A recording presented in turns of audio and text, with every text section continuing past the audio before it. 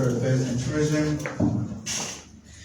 We are happy to be back here in the historic Charles Beyond Conference Hall here at the Ministry of Information. Our Minister, the Honorable Jeremy Matthew Pia, is back in country. He has resumed his official responsibility and duty as the official spokesperson of the government of Liberia. We are happy to have him back as a minister.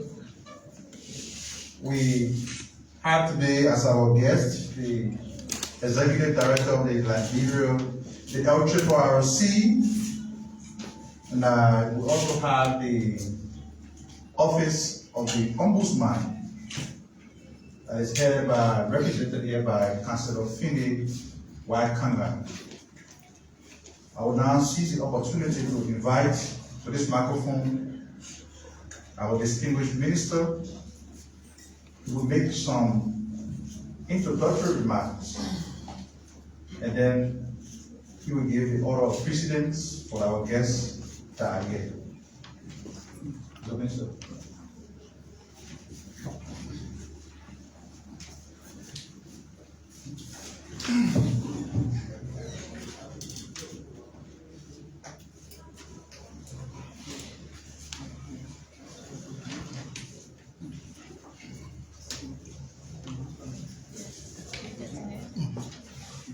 Good afternoon to all of you, members of the press, and to the platform guests. We are glad to be back home to keep doing what we're being called to do. I want to thank the Honorable Daniel Sando, who was the acting minister in my absence,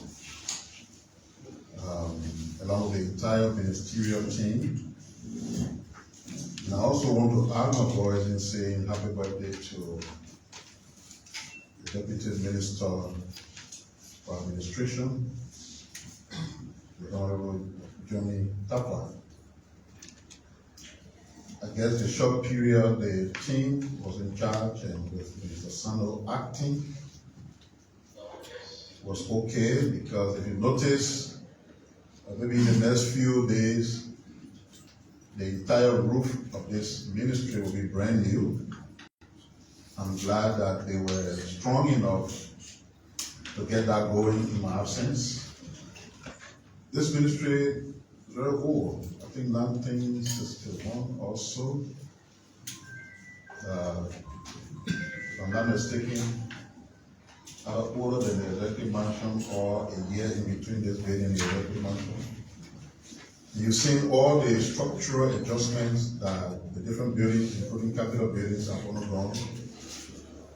And this is still what it was and still is. And so when we took over, we were very committed to say we'll change it. It's been tough because government has not been able to give us the funding to do it. They have still not done it, even though you see the work going on. It's just innovation on our part. So we started with the roof. This roof was an obstacle in making this conference room to look the way it's supposed to be. Now that the roof is being done, what you're going to see happening in here, that we're going to take down this entire ceiling you see. And if you have gone into my office as a pressman covering or woman covering the mansion, exactly what you find in there is what we're about to put up here. And we'll now be able to work on the wall itself that you see looking always like it's sweating because of the leakage. Now that that problem has been solved, this place that you assemble every day for press conference will be made very decent for your comfort and the comfort of everyone coming in here. The bigger renovation work we want to do is still not forthcoming because, like I said, government has not given us a dime. But if that doesn't happen until we get into the month of celebration, which is the period we celebrate Christmas, New Year, everything, We're going to make some initial intervention. We're going to paint the entire building. It will look like this, and we'll give it our facelift until such a time when we have funding to do the kind of renovation we're supposed to do. The process of transformation, as we promised, is on, and it will not stop. I know the team here tried to cover effectively whatever we sent back to them on the way. But because I'm here and I was physically present, I thought to reiterate some of the things that they have already said to you. As you may be aware, the president was in Rome, Italy. He was invited by the FAO, which is an organ of the United Nations, to be a part of what they call the World Food Forum. The World Food Forum is a very big international event organized by the United Nations through the FAO. It ran from October 14 to the 18th, and our president was chosen to give the keynote address at the opening of the forum. During his address, the president called for bold actions necessary to transform the world food system to be able to feed everyone on earth. Because the forum itself was held under the theme, Good Food for All, for today and tomorrow. The president told a gathering of world leaders that the local food system must be supported through huge investments that will include roads construction, market and storage facilities to enhance farm to market trade. And this call for the president against the background that particularly in Africa, local farmers are doing great in producing, but most of what they produce will end up getting damaged at the site of production, because getting them from the farmland to where they are marketable is a problem. And once you can get them from their storage facility to keep them okay, it's also not there. So the president believes that huge investment by not just the countries on their own, but the international system will solve the food crisis that the world is currently faced with. The president calls for action that will ensure climate resilience. And the key was the FAO is aware that His Excellency President Waka is not just president of Liberia current. They've read through his history. They are aware that he was one time Minister of Agriculture. So meaning he's very knowledgeable about what is required to enhance food production, not only in Liberia, but globally, and that he will share some very helpful insights to the FAO on how they can improve their own operations in the different countries of the world. He had a chance to hold bilateral one-on-one with the Director General of FAO and met with other senior level officials at the FAO to further put through some of these very serious thoughts he had that could not be expressed through his address. We have a National Agriculture Development Plan. The President took the opportunity to present that plan to the FAO. And the intent is for the FAO's intervention in Liberia to be aligned with supporting our National Agriculture Development Plan. For too long, sometimes the interventions made by most of these international organizations may not necessarily consider what the country's own plans are. And so you see interventions moving parallel, and sometimes it does not help the country to deliver upon its own plan. Presenting our National Agriculture Development Plan will then compel or constrain the FAO to tailor their intervention in Liberia along our plan, so that together we all succeed and it will be clear that the country is making progress and the input of all of the partners, including FAO, will be clearly recognized.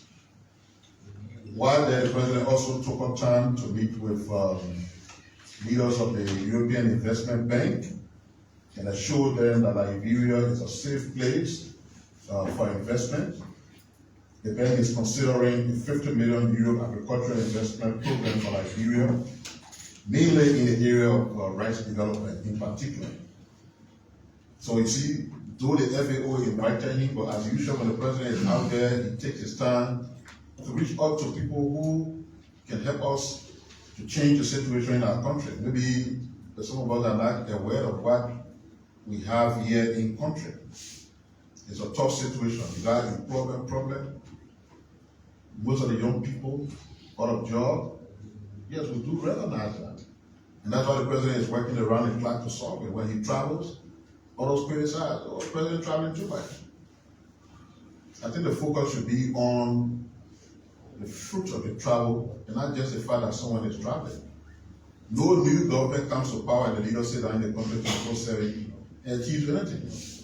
If you don't go out there to make a connection, you don't meet investors, you don't meet different actors internationally to make the case for your country and for them to see the need to come, you're just going to be in one circle, regime after regime. It's going to be the same.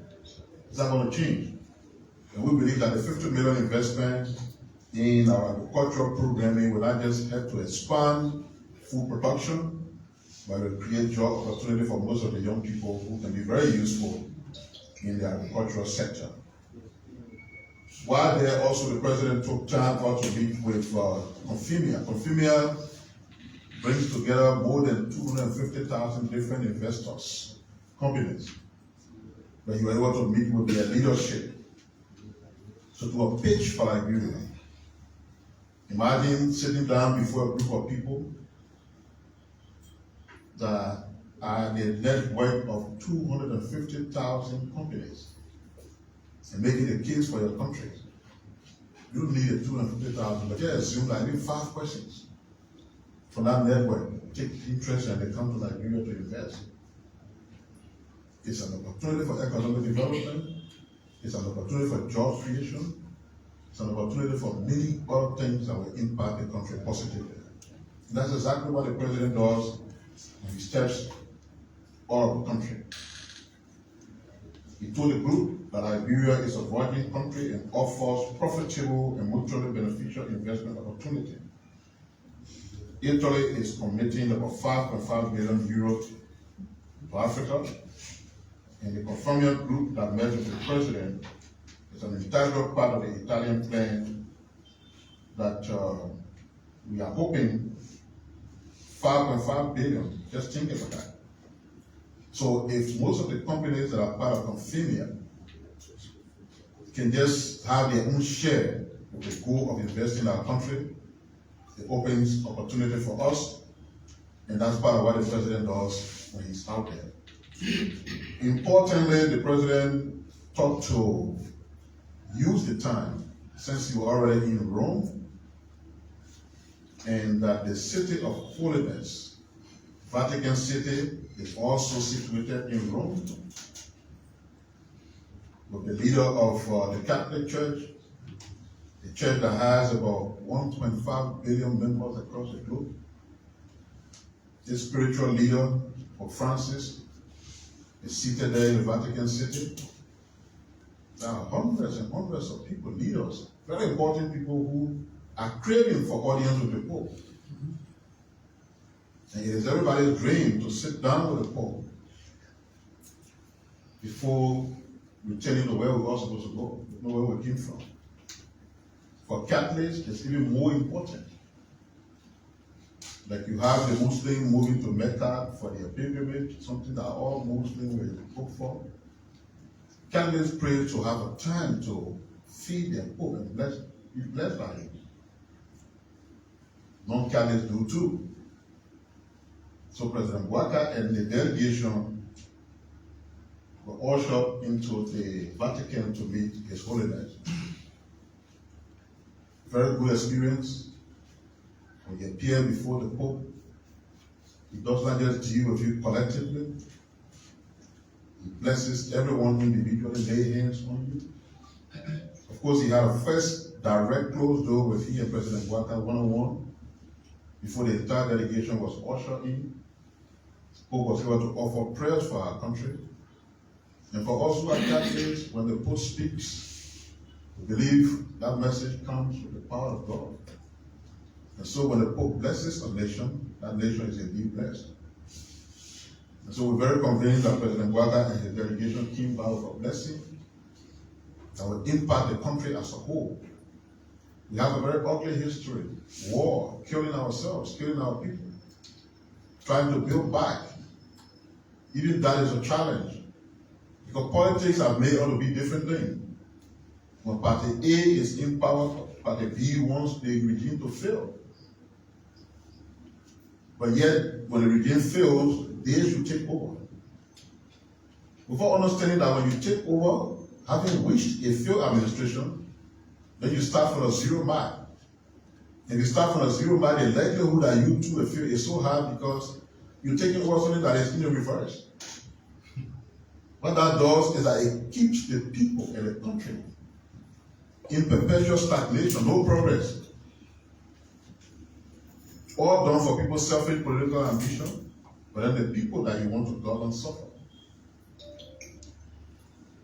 So the Pope and his people, they run a whole government.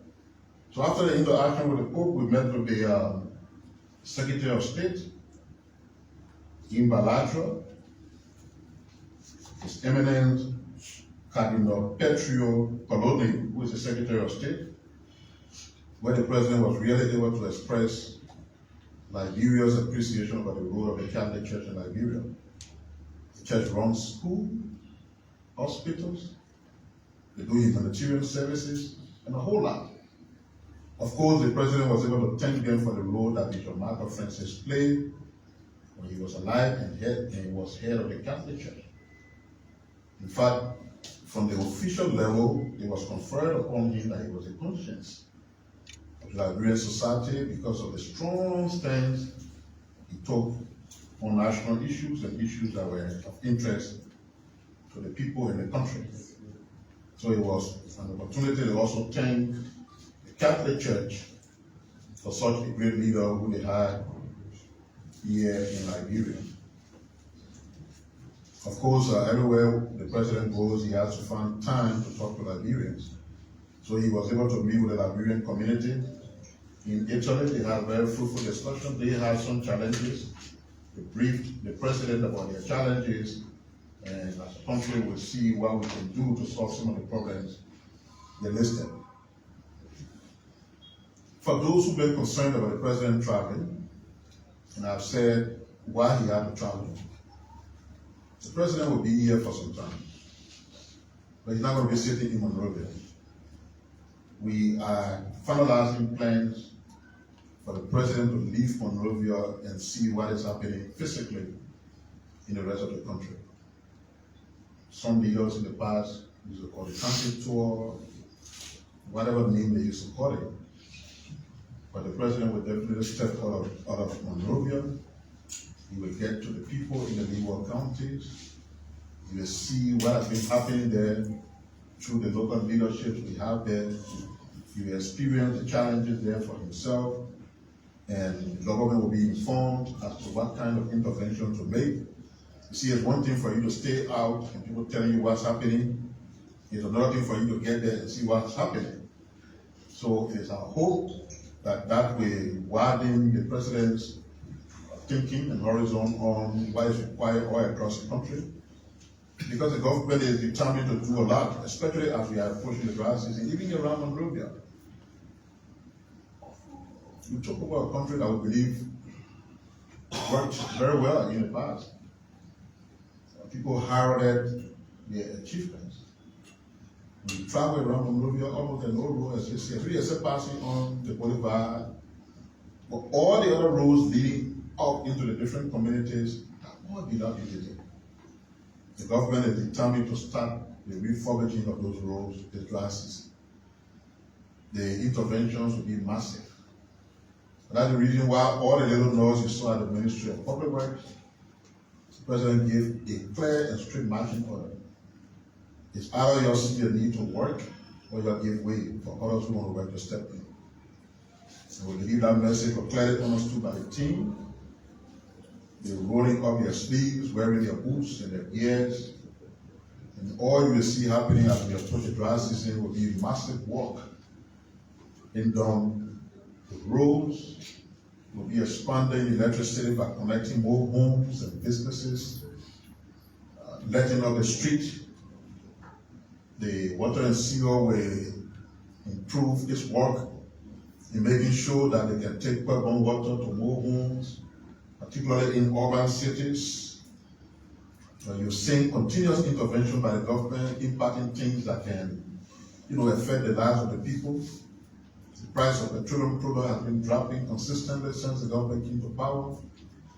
We've made sure to have some stability in the price of rice, which is our staple food. All of these things have been done, but clearly with regard to infrastructural intervention as we move towards the dry season. We promise you're going to see a lot of work being done. We just got to be honest in our conversation. We know that the solution to the country's problem is to have most of our roads paved. So even as committed as we were that we're going to make sure no car can get stuck anywhere. I know some of you people have been showing pictures of instances where cars are stuck. It's almost tenable. The roads are not paved. So sometimes, no matter what kind of intervention you make, as the rain gets heavier and heavier and heavier and vehicles are moving, yes, you have some challenges along the way. But what you need to pay attention to is the fact that when those challenges are coming for the assault, interventions are made to resolve them. That's what a responsible government will do. The government was not necessarily suggesting that nowhere was poor. They were basically saying that when somewhere is poor, we act immediately to fix it. And that's exactly what is happening. You saw the clearing work taking place because the interchange that we announced immediately that we returned from China is about to kick off. Massive construction work, you will see it. It starts in February, as the schedule says, and all of the challenges we have along that route. I live Broadway, I know the challenge on our side, but at the same time, even moving toward Queensville, that is supposed to be okay because of the width of the road, you still see challenges. The building of those two interchanges will solve that problem. That too is development. It is a part of the processes that we are undertaking to make sure we change this country for the better. And one of the things that we can say is already an achievement is the freedom that everybody got to just talk about the country anyhow. Somebody can wake up in the morning tomorrow and say, you did 5 months, 2, 5 and 5 later. Nobody went to their house to pick them up. I just remember a few years ago, some of the lawmakers that wanted to be focused. When they talk, the next thing you see around their house, I saw police people there, they're trying to arrest him. Mo Ali said something, I don't know how strong that was. The next thing you were to the police station in handcuffed. Then the pepper do not woke up one morning and say, give us AK-47, now rest. He was arrested in handcuffs and paraded. But just compare that to some of the things you're hearing now. People say worse things than that. Some people are even talking about insurrection. Nobody go to them. It's a Liberia we wanted to create. A Liberia that gives you a chance to express yourself. And maybe one of the things that helping us is the fact that we don't want people to just be praise thinkers of the government. Yesterday, even if people in the government doing wrong things, those who believe that they are part of the arrangement, they in the political party or whatever, they will defend it at all costs. Who are those criticizing the UP government the most? People who see themselves as part of the administration. People who help to make the administration. Because being a part of an administration or helping to create an administration is not a giving to say you should close your eyes on wrongdoing if you suspect something. That's the Liberia we want. And the final thing I want to talk about, you see, the government is one government, especially from the angle of the executive. If you are a leader in the executive or you come from an entity whose leadership is constituted by the president, you're not running an NGO. You're just part of the government. And I do see the need for us to coordinate and collaborate even more strongly. So as a government, we want to make sure that all the anti-graft institutions are very independent and they can do their work, whether it's LACC, whether it's GSC, or even the office of the ombudsman that is here to talk to us, have the freedom to do your job. We have to be conscious of certain things. We read this press release from the LACC that they have taken interest in the bribery accusation that is unfolding consistent with what is happening in the House of Representatives. But what is concerning to us is the fact that even as they were announcing their intent to investigate, they were already also announcing findings. They said the Ministry of Transport and the Water and Sewer Corporation are the sources of quote-unquote 750,000. So where we going to investigate them? You already got a result. Sometimes to announce that you want to do an investigation is okay. There should be no hurry to make conclusion. In fact, I think these integrity institutions should do their work more in quietude. And their interest in public pronouncement should be when they have findings of their investigations. Because sometimes they desire to just be in the media with everything we do, because we think that is a way that the people will know we're working and lead us to some slippages. So we are concerned, and in addition to the fact that they are doing the investigation, the executive will be reaching out to them. Because we want to know the facts surrounding what they have said, that two entities of the executive provided money for somebody's removal. We're very concerned about that. It is not a matter that we just listen to by ear and sweep under the carpet. Because it's serious. Because if anybody from the executive was found culpable of doing what they said they did, such would not be acceptable to the president. That's why we will not allow it to lay down at the normal things. We've got to get to the bottom of it, and the LACC will have to feed us. And I mean the office of the president and the executive with the facts, linking those institutions with the expenditures that were pronounced. Having said this, we'll have some guests here, and it's good that Patrick Wozi from the Electoral Policy is also here.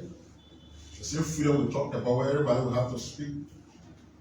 You've heard in the public that his entity provided receipts and documentation to over 750 persons in what he referred to as dubious transaction, benefiting them in the tune of 1.5 million. The good news is Patrick himself is here. It's not for me to say you're lying on Patrick or you're talking true. Patrick is right here and he will say what he has to say. But before we call Patrick to talk, we'd like to first invite the office of the Ombudsman represented by his head. Councillor, you're welcome. Thank you.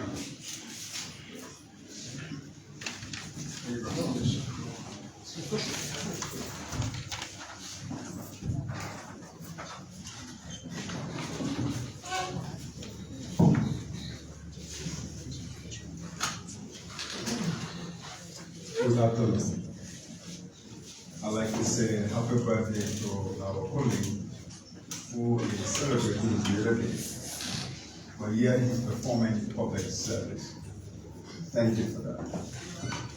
Mr. Minister and colleagues here in government, we'd like to thank you for this opportunity. I bring you greetings from the Office of the Ombudsman that has authorized me to make a few remarks. The Office of the Ombudsman, which is to inform the public that Section 5.1 and A and 5.1B of the Code of Conduct provides that all officials appointed by the President of the Republic of Liberia shall not engage in political activities, combines, or contest for elected offices. And all public officials appointed by the President of the Republic of Liberia should not use the government facilities, equipment, or resources in support of partisan or political activities.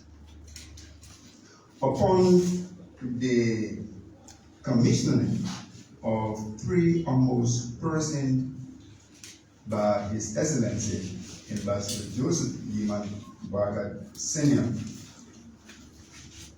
the Office of Ombudsman began to monitor, evaluate, investigate the enforcement of the code of conduct for non-adherence to the principle therein. In this regard, 26 appointed officials of the government of Liberia were written and given the opportunity to resign their political party's position or their government position in obedience to Section 5.1a and 5.1b of the Code of Conduct. In response to the directive issued by the Office of Ombudsman, 4 individuals, including the Honorable Dixon Tam, Deputy Commissioner General, Liberia Immigration Service, Honorable Kutukad Jalaba, Deputy Commissioner General, Liberia Immigration Service, Honorable Leon Tallery, Assistant Minister, Minister of Foreign Affairs, and Honorable Richard Hoff, Deputy Director, Liberia Refugees Repatriation and Resettlement Commission, resigned their respective political party positions and submitted evidence to the Ombudsman Office. Despite the public demonstration of the individuals named, all the government officials that were written have remained defiant and refused to adhere to the directive as provided for under Section 5.1a and 5.1b of the Code of Conduct. By this announcement, the Ombudsman directs all those individuals in it interacted with and all individuals who are similarly situated to include public servants, those that were appointed by previous government and are in public service, to resign their political party position or resign their government appointed position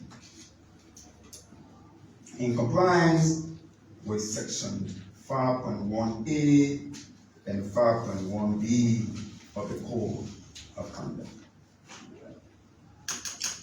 All presidential appointees concerned are directed to provide evidence of their compliance to the Ombudsman via ombudsmanliberia@gmail.com or by delivering evidence to the Ombudsman Office at the Government Commission on 16th Street, Monrovia, Liberia, that you have complied with Section 5.1a and 5.1b of the Code of Conduct.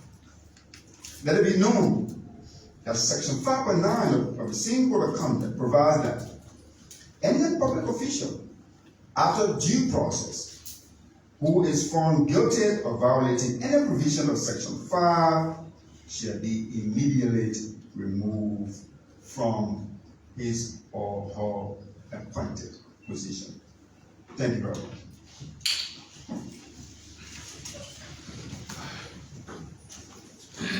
Before Woolsey comes, let me just take this,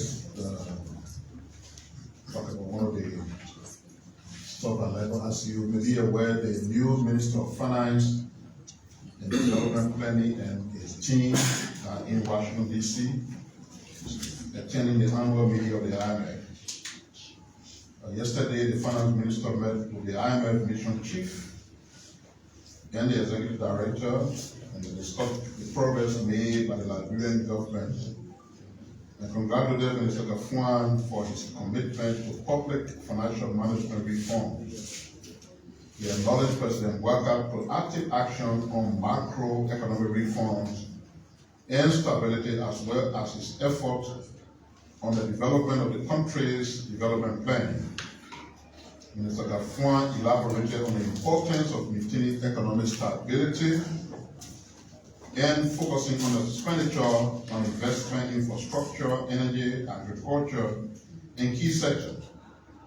He informed the fund about the ongoing budgeting process and the National Development Plan, which are scheduled to be presented to the legislature by October 31st, 2024. Today, the minister is expected to chair the African Group First Constituency meeting and will meet with the IMF Managing Director. You also meet with the World Bank President, along with the members of the African Caucus of the World Bank. Just meant to give you some update on what the minister and his team are doing in Washington, D.C. So what's it?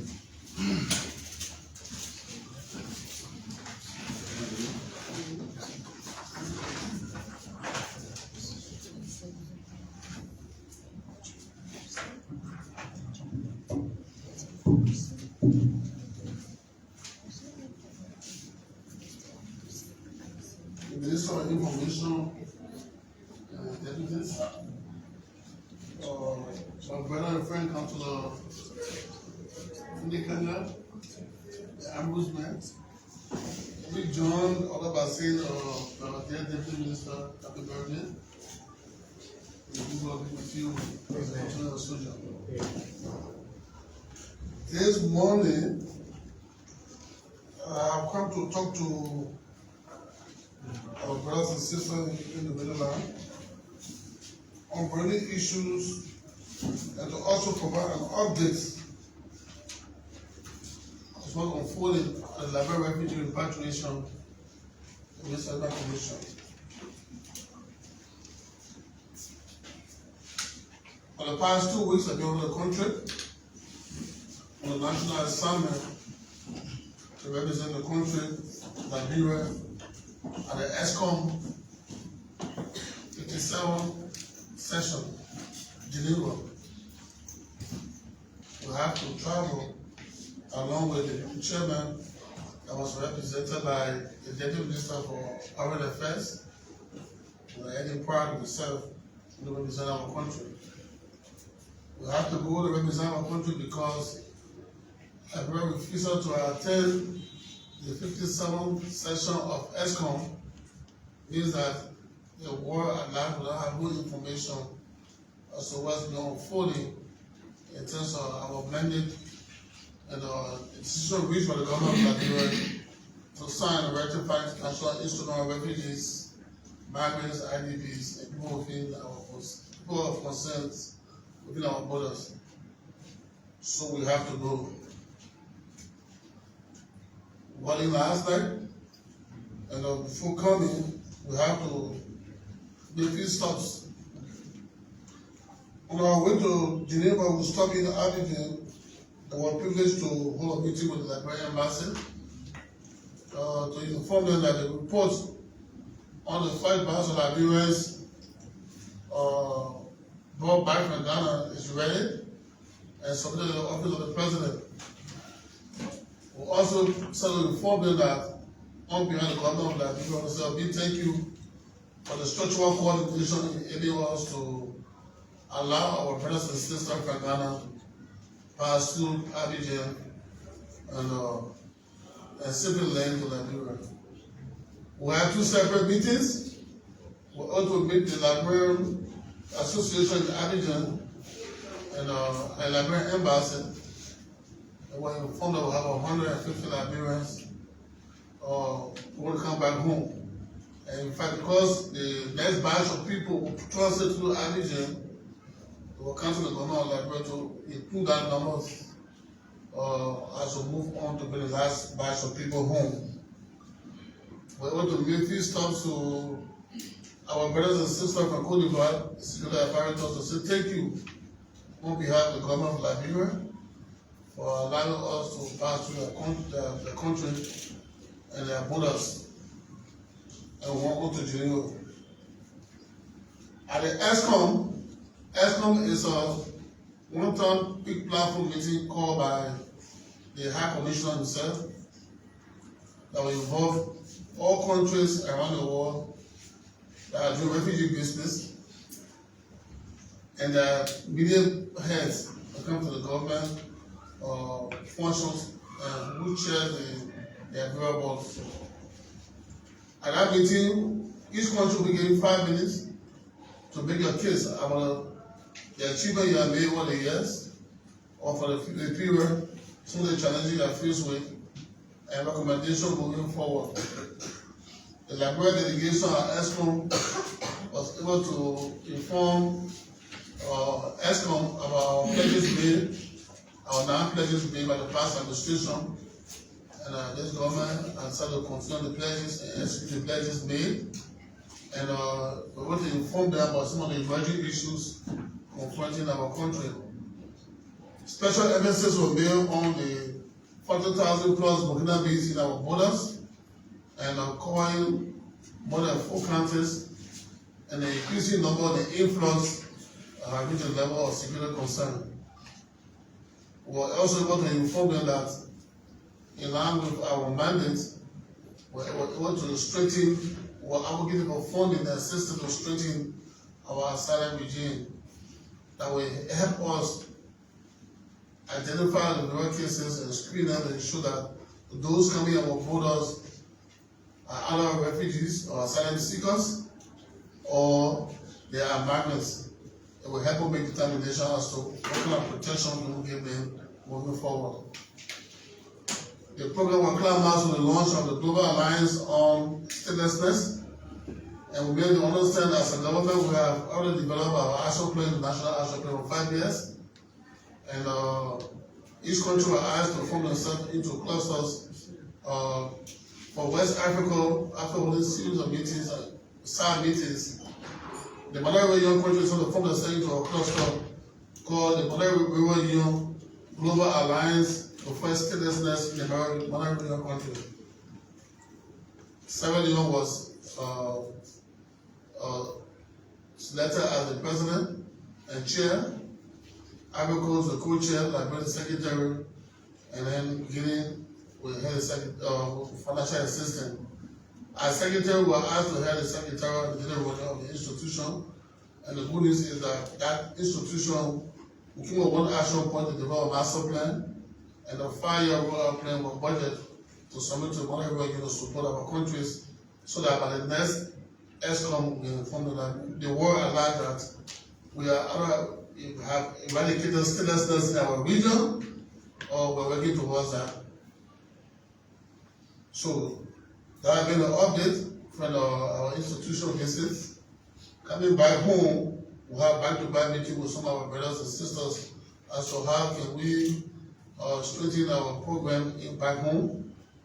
And in some of the meetings, we'll have a wonderful discussion on the Liberia mission in Geneva. And we informed them of some of our plans.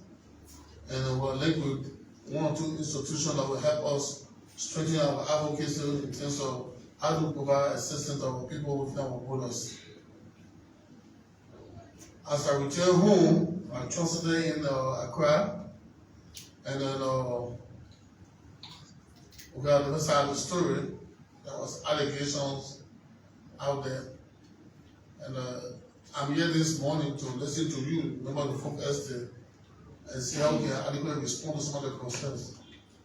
And then I want to inform you that we have developed our report, financial and narrative report, including the MAE report for Finance Ministry. We're also able to place our beneficiaries into segments. We're also able to develop a 5 PS proposal targeting 10,000 Liberians, both returning and host communities, that once these 5-year proposals are approved, we'll target 10,000 persons, meaning returnees and member of the global host community, and finding global solution to their concerns. So before I left the country, I was able to witness the last phase of the payment process, and the last batch of our concern was on 461 to be paid. And we started with finance ministry. We agreed that on the SOP, how to pay the people. We encourage you to know that that payment was successfully done. And then, in fact, we pick up, I was informed that we still have a few more cases to deal with. So, based on that, I instructed the internal audit committee. I have a representation at the ministry, at our institution. So I wrote them officially asking them to do 1 or 2 investigations, come up with a clear information as to if we still have outstanding cases within our borders, within our program, and that report is up, and as we go through questions and answers, I will give you information. I want to say thank you again, and look forward to questions and answers.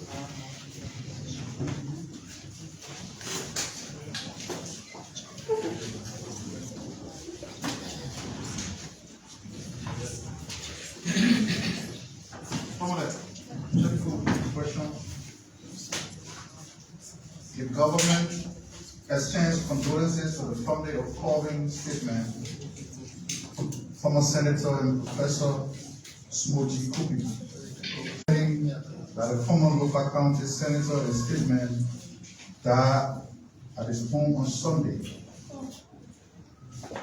Funeral arrangements have been made and to us in due time.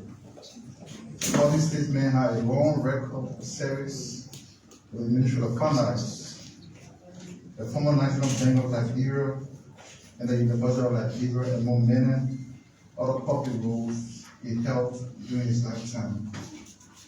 His passing is a loss to the nation, and the government joins his family to mourn. Thank you. Thank you, Minister. Question? So folks would like to see a blessing word to welcome. Thank you so to much. the My name is MICAT Maurice Fest. Morty, and I report for all here. Minister, it's good to see you here this afternoon. My first question goes to Mr. Wosi. Thank you so much.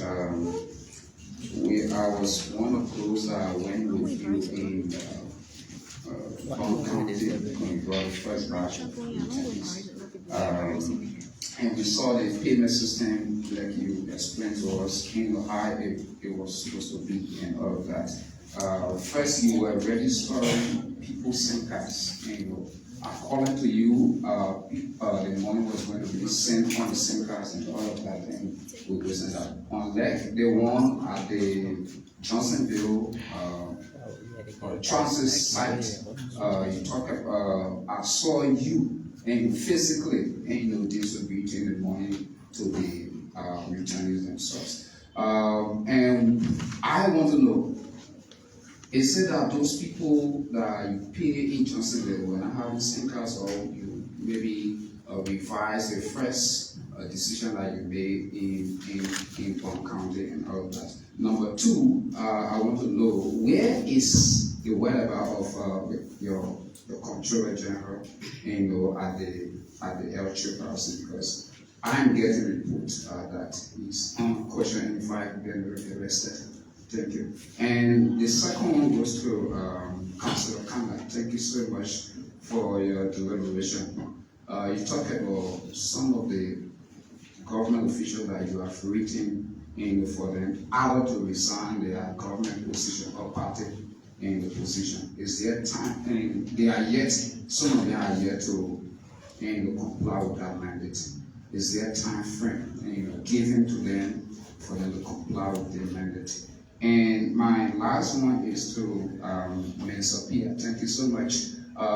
We've been listening to a lot of government officials regarding the removal of Speaker Kofa, and people are saying that the government, is sponsoring this. So I want to hear the government initial response in terms of what is going on at the Capitol. Thank you.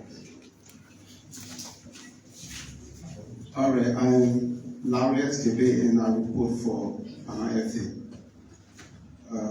My first question goes to Minister Pia. You talk about the president is expected to visit the 15 counties, but there was no time frame as to when he's expected to start visiting those counties. So I want you to, if there is a time, I want you to comment on that. And to Councillor Kanga, you named those who comply with your letter after you meditated or asked them to resign, but you didn't mention those at least talking about 2 to 3% who fail to comply will being something better for some of us who want to maybe get around them to inquire why they are yet to comply with government mandate. So were you in this problem manner, or at least 2 to 4 persons who failed? Thank you very much. So my name is Achi, yielding a report for Blaze FM. The first question goes to Councillor Kanga. Now that my colleague asked about maybe few of those who are in violation of the code of conduct by now resigning from their political party positions, will you tell the Liberian people if they fail to follow and go in line with the code of conduct, what becomes of the next plan of action? And to Mr. Wozi, there is this allegation around this financial scandal at the LRRC. So, like when people who follow via the social media will have expected you to vividly maybe explain or give a clear understanding about those scandals in the news. So, can you in detail explain what is your stand as regard to this financial scandal? Thank you. Good afternoon. My name is Christopher Desmond, Mr. Wozi, and I report for Force of Liberia. 2 questions quickly. Follow up to what my colleague just said regarding the media reports indicating some legitimate returnees that did not receive their due payment. What measures have been taken to rectify this situation for those affected returnees? And what changes will be done to consider or implement within the LRRC to prevent similar or this fraudulent incident in the nearby future to come? Thank you. Thanks so kindly. My name is Ishua Logan. I work for Punch Radio Liberia. And my question goes to Minister Pia. There's this report about this company that operated the oil black at Mokai. And there's a report that this company is about to resurface into Liberia. What's the government's initial response to this allegation of this thing? Thank you. What's the name of the company?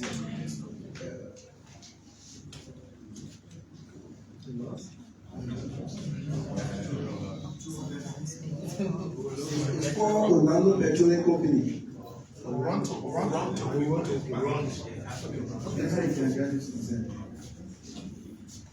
That's that.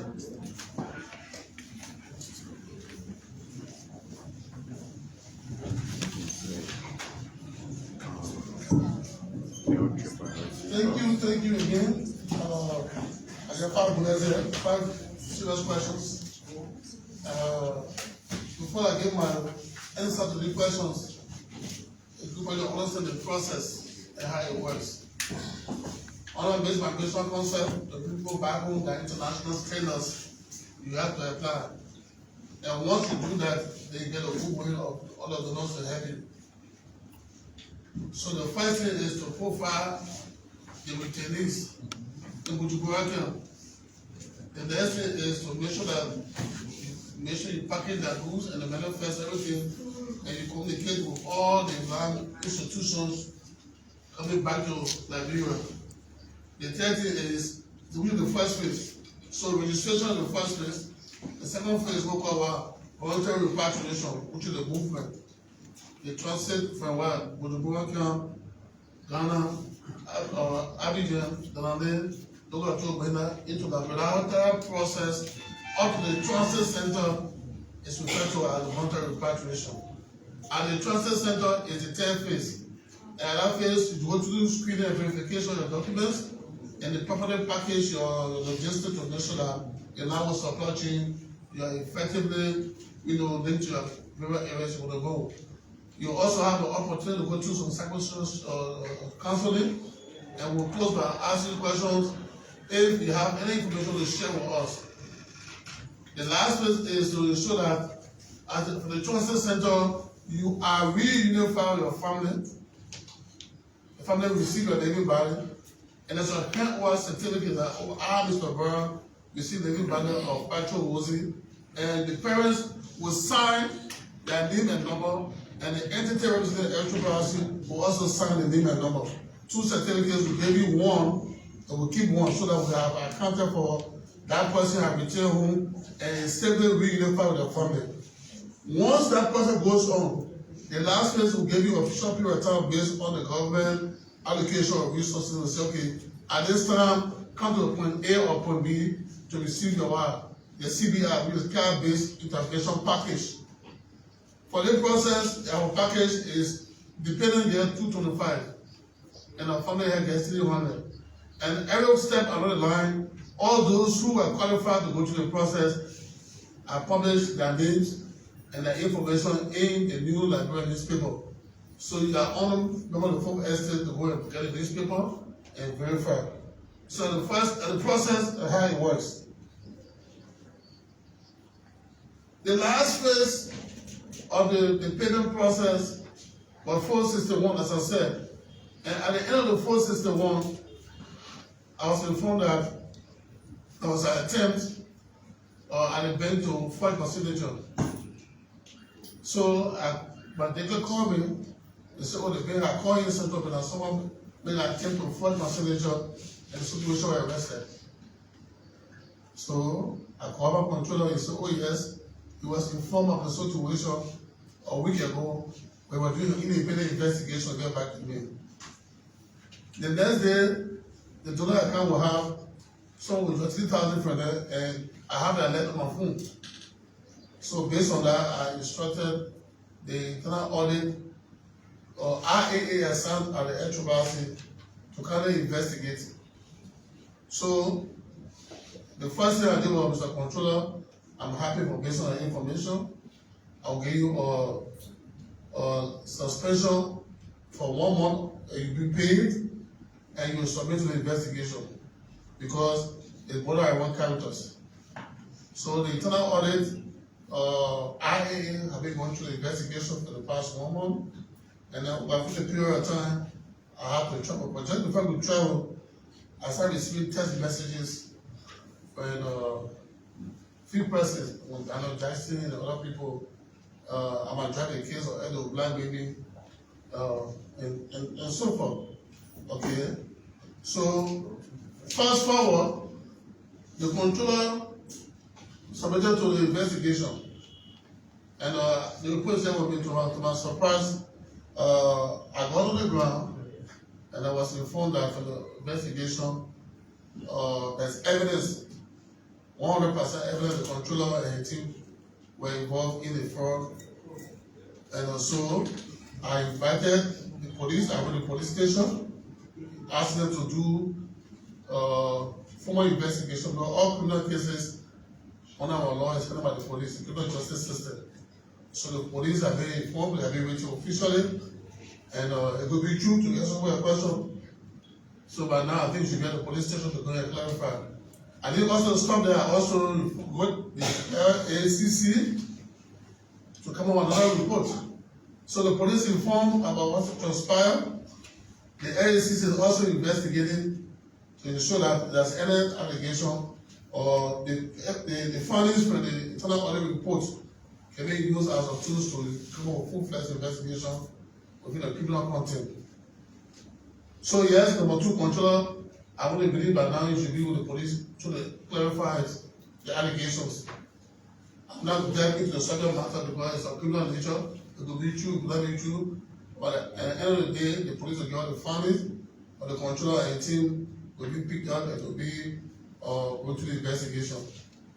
The next part about it has to do with the change of payment. You are 100% correct. We have gone to Banga will issue each retaining a cell phone for two reasons. One, to reach out to your family members, and two, we use that video to do the payment. Two things came out. The cell phone company was charging to do the transfer, we opened the budget, and number two, strictly for me, I'm not actually friendly, but a few of the persons involved in Ghana say, Chief, you can get a number, your mobile money number, I can transfer it to different person. It was showcased in front of us. Or may have a number and someone receive money when I see number. So it was a high risk for us. So we had a meeting with the refugees and they returned it and asked how do we proceed for the payment. And they asked us what's the position of the government. We said, well, we'll pay 3 checks. They said, oh, can I pay 3 checks? When you carry the check at the bank. We don't say have legal papers in terms of national driver license, passport, or citizen ID card. So it's not possible. So the next step is we'll put it on your account. So we don't say have an account. So part of my report, the SOP was developed. The payment plan is that we'll pay you cash. And to pay you, you can come, you can be uniform for your family. The day of payment, you pay your certificate, the health certificate, and the ID card. The second part of our payment is that how do we pay you? There have been claims, as you said, before issued on the social media. From my little knowledge in journalism, I think it is expected of us in the media world to report the news and not to make the news. In reporting the news, you balance the story and be evidence-based. But it's unfortunate that nowadays we feel media institutions, Facebook page use it as a money-making machine to blackmail professional people. So I'm not dignified that. All I will say to that is that the information you have on the Facebook page is false and misleading. The allegation is not true that never ever in our history we have fake names. The mission to Ghana will have representation. MICAT will represent it. The formula, EIBC will represent it. And at the end of the day, the center will open as a transparent process for everyone want to work and go through the process. So I want to appeal to the folk estate that the information are not dignified, are not respond to it, because the person who did that posting were not ethical in their performance as a journalist or poster or blogger, like what he said. The actual picture is that it's not true. Anything we have a post, our records are correct. We have a financial report, our narrative report. The ANCC right now is going through their own investigation. The controller are being arrested, I want to believe it now, and he and team, they are being sent out to the National Police to investigate. Thank you.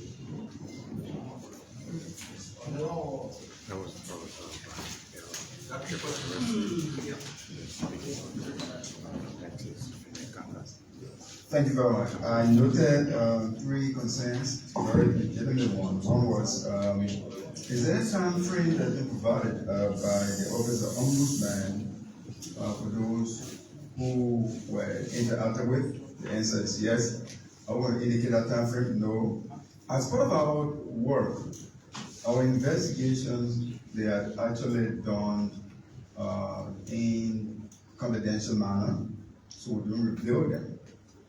What is important in terms of time frame here is that, as at this announcement that we are actually making, those who are public officials, employees of government, whether appointed by His Excellency Waka or appointed by previous president, you have a duty in order to resign your political party position or to resign from government. Failure to do that will lead you to a number of actions.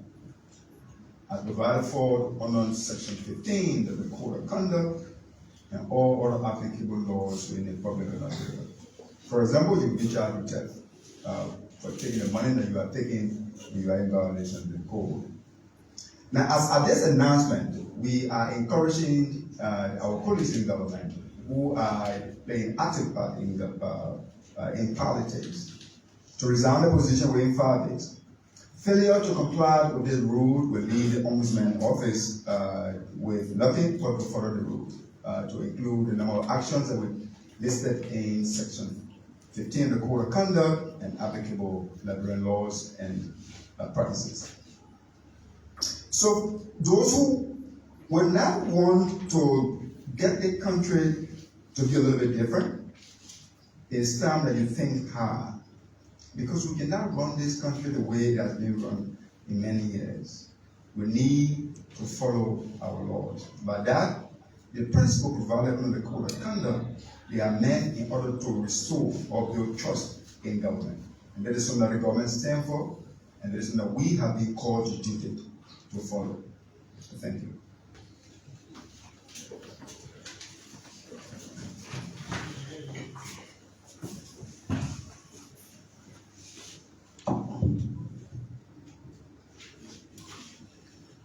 The government is not me. The Ministry of Information is also not me.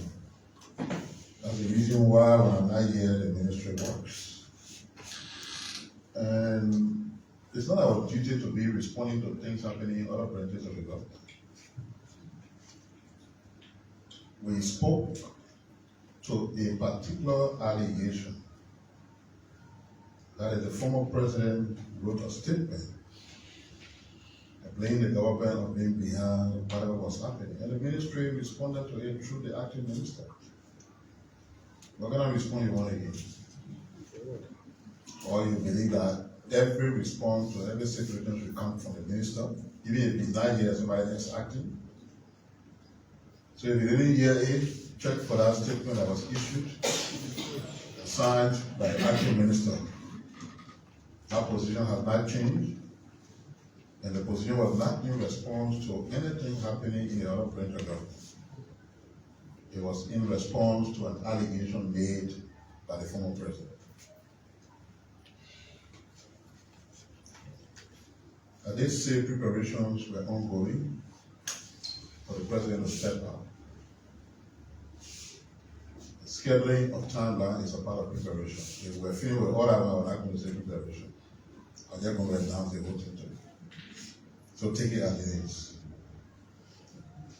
When the issue of all black comes about, there's a sector that runs that whole oil business, MICAT.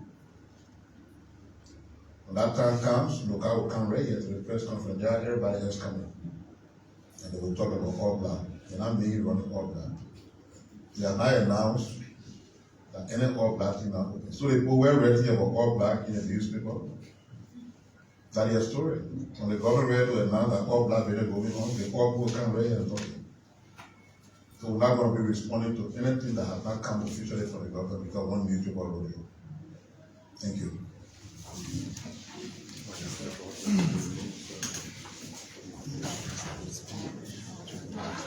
So folks, I'm so calling for watching. Thanks for being there. I'll be on live television. My name is Wallace M. Williams, being your president. Today, we join us on Thursday for another edition of the MICAT regular press briefing. Thanks for calling for watching and thanks for being there. The Office of the Ombudsman. We want to make